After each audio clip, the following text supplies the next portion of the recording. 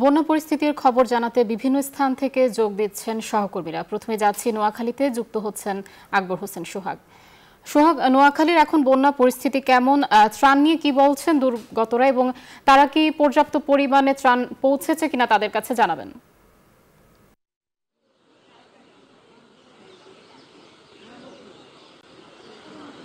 ধন্যবাদ আয়েশা, আপনি যেমনটা জানতে চেয়েছেন। আমি আছি এখন নোয়াখালী জেলা প্রশাসক কার্যালয়ের সামনে। আসলে এই জেলা প্রশাসক কার্যালয়ে এই সড়কটি গত 20 বছরের ভিতরে কোনো পানি উঠে নাই, কিন্তু এই সড়কে এখন 5 থেকে 6 ফুট, 4-5 ফুট পানি উঠে গেছে আসলে এখন। এছাড়া পুরো নোয়াখালী, আমি যদি এক কথা বলতে যাই, জেলায় 9টি উপজেলার মধ্যে 8টি উপজেলায় এখন আক্রান্ত এবং পানিতে বাড়ছে।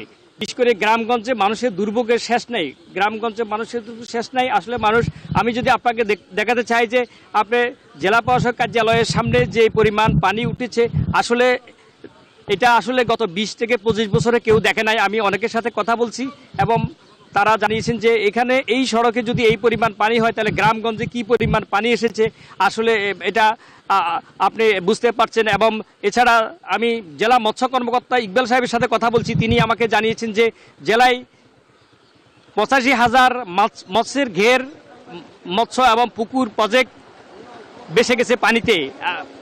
এছাড়া কৃষি কর্মকর্তার সাথে কথা বলছি জেলা, তিনি আমাকে জানিয়েছেন যে কৃষিতেও ব্যাপক ক্ষয়ক্ষতি হয়েছে। বিশেষ করে সামনে কৃষি মৌসুম, এখানে উপকূলীয় অঞ্চল, চরাঞ্চল, এখানে আগামী কিছুদিন পর ধান রোপণ করবে। এখানে প্রায় 50 থেকে 60,000 বীজতলা নষ্ট হয়েছে এবং বেসে গেছে। এছাড়া আমন ধান, আউশ ধান সহ আরও বড় ধরনের আরও ক্ষয়ক্ষতি হয়েছে। আমি আপনাকে আরেকটি নতুন তথ্য জানাতে চাই যে এখানে জেলা প্রশাসনের পাশাপাশি বেসরকারি স্বেচ্ছাসেবী সংস্থা, বৈষম্যবিরোধী ছাত্র আন্দোলনের শিক্ষার্থীরাও এখানে ত্রাণ সামগ্রী করছে, তবে সেটা অত্যন্ত সমতুল। তাই এখানে আরও ধনাঢ্য ব্যক্তির পাশাপাশি স্থানীয়রা যদি এগিয়ে আসে তাহলে আরও বেশি লাভবান হবে, বেশি উপকৃত হবে উক্তকে। আমি আপনাকে আরেকটা তথ্য জানিয়ে যাচ্ছি, একটু পরে এখানে আমাদের এখানে যুব ক্রীড়া মন্ত্রণালয়ের উপদেষ্টা আসিফ মাহমুদ বন্যা নিয়ে এখানে জেলা প্রশাসক কার্যালয়ে এখানে যোগদান করবেন। এখন সবাই সরকারি বেসরকারি সকল কর্মকর্তা এখানে অপেক্ষা করছেন।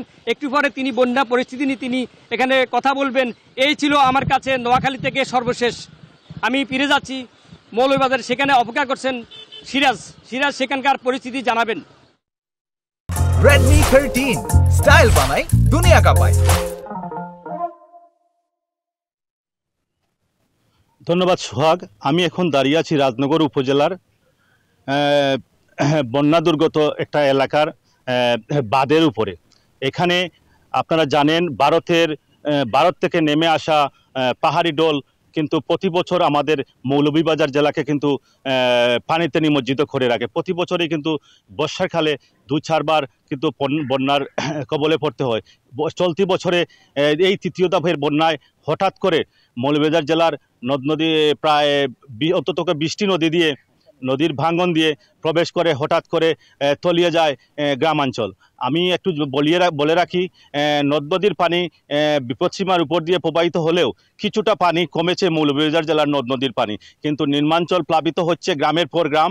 আমি আজকে জেলার বিভিন্ন স্থান থেকে ঘুরে জানলাম যে প্রত্যেকটা এলাকায় কিন্তু নদ-নদীর পানি কমার পর কিন্তু নিম্নাঞ্চলে পানি প্রবাহিত হচ্ছে। বিশেষ করে গৃহপালিত পশু পাখি নিয়ে মানুষ খুব বিপদে আছে বাঁধের উপরে। অনেকে আবার এক কাপড়ে কিংবা ঘর থেকে মালামাল নিয়ে আসতে পারেননি এই হঠাৎ বন্যার কারণে। আমি এখন আপনাদেরকে দেখাচ্ছি মৌলভীবাজার মনু নদীর এবং এর সামনেই রয়েছে দোলাই নদী রয়েছে।